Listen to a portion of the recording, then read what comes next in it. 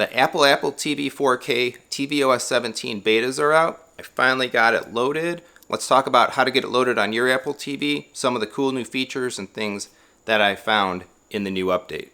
tvOS 17. First off, one of the things I want to call out is if you want to run the beta, one of the kind of newish things with Apple devices in the betas is you actually have to enable the new profiles. So I had the OS 17s or the 2023 beta OSs on most of my devices, and my Apple TV actually wasn't updating. It was only finding like 16.6 until I realized if you want to get 17, you actually have to turn off and turn back on the beta options, and then you get a pop-up and you can pick the profile that you're looking for. So if you previously were on tvOS 16 beta, you have to manually change over to a tvOS 17 beta. And of course now we have options for developer or the public beta. I would strongly suggest if you are going to run the betas, run the public, go through the process, agree, and so on, and then you'll be all set. I'm already updated to the last public tvOS 17 beta, but that's how to do it. And you may be stuck like I was, not kind of knowing that.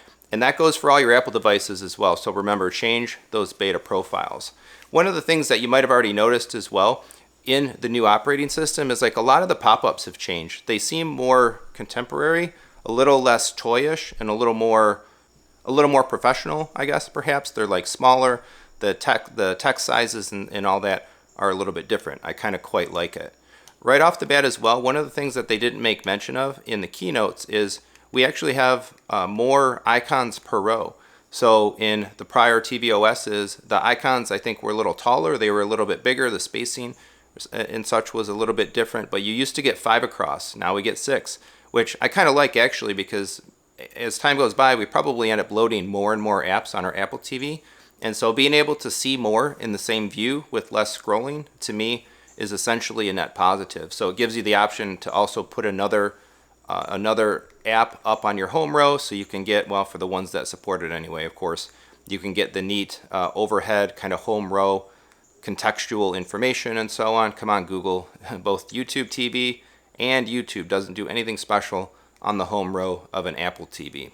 So the menus look nicer, the icons, fitting more icons in, more dense, I think is a little bit nicer as well. So I would call both of those just kind of a net usability positive. While we're talking about UIs, we can also talk about Control Center. This is completely revamped now, a little more condensed, more icons, a little bit more options. Also, we can power off. We have the ability to jump directly to our network settings, go into focus mode, sleep timer, change audio, jump into game controllers. And so I like how actually a lot of these options, they're also quick jumps to get you to the more fully featured settings menu if you need it. So if you play games with your Apple TV, which we do, you can see what controllers are available, which ones are syncs. There's options for accessibility, as well as restrictions, parental locks, a quick jump to find, and so on. Now though, there's controls in Control Center, but you will also find that the profiles are on their own little kind of pop out up above. This is kind of cool as well, so you can conceive of the idea as we go forward, or Apple goes forward in future tvOSs. There could be 3 or more, perhaps, little sub-menus put up here, putting more control, more power kind of at your fingertips without having to jump in to the more heavyweight settings menu to toggle things and interact with things and do stuff like that. So all in all, again, I think to me, net positive. I like UI improvements when they come at a regular basis on my devices.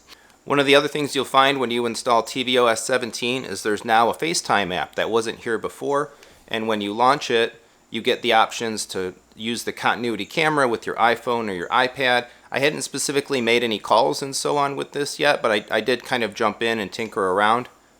It works quite nice. We can see continuity camera, living room Apple TV would like to use this iPhone, sure, accept. Position iPhone to continue, and there we go. I'm actually in the room here with my camera linked to the Apple TV.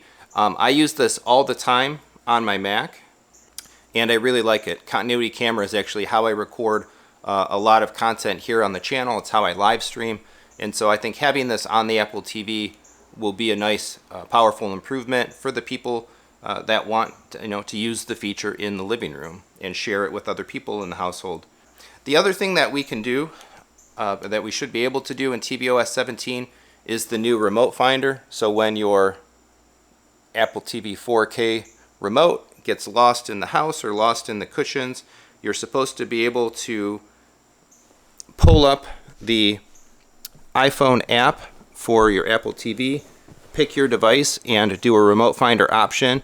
I am running the public betas, of course, of iOS 17, and I'm not seeing this option quite yet, so I think maybe it's not fully enabled. My understanding is that once the Find My Remote feature is there, to the right of your Apple TV device on this menu will be an option called Find, and it will take you to a Find My type Apple UI on your phone, and using some locational capabilities between your phone and the remote, you'll be able to guide yourself to it. As soon as that gets enabled, of course, I'll give it a shot and say what I think about it or record how to do it in a future video. So that's the main stuff that's working in tvOS 17 right now. Of course, there is more. There's the Dolby Vision profile update. I haven't had a chance to test that yet. I need to get the debug developer menu open, and we'll see maybe with Dolby Vision Profile 8, are we getting some higher quality HDR Dolby Vision style streaming? Will Infuse be able to play Dolby Vision from a disk rip in an MKV file? I will certainly be testing all of that stuff and reporting on that. Some of the other things that are, I think, kind of neat as well in tvOS 17, like the dialogue enhancer, are specific to Apple hardware. They were made only to use with the Apple TVs and the HomePod speakers. Of course, I don't use those. I've got a different audio system here. But stay tuned to the channel as more is enabled in the future betas, and more is testable, and more is discovered as well, because there's always usually more in software updates than the release notes or the patch notes or the announcements may actually include. And of course, who knows what Apple will end up adding over the course of the next year once version 17 of tvOS becomes official and the point releases start rolling out. Guaranteed we'll see more things, hopefully cool and useful features.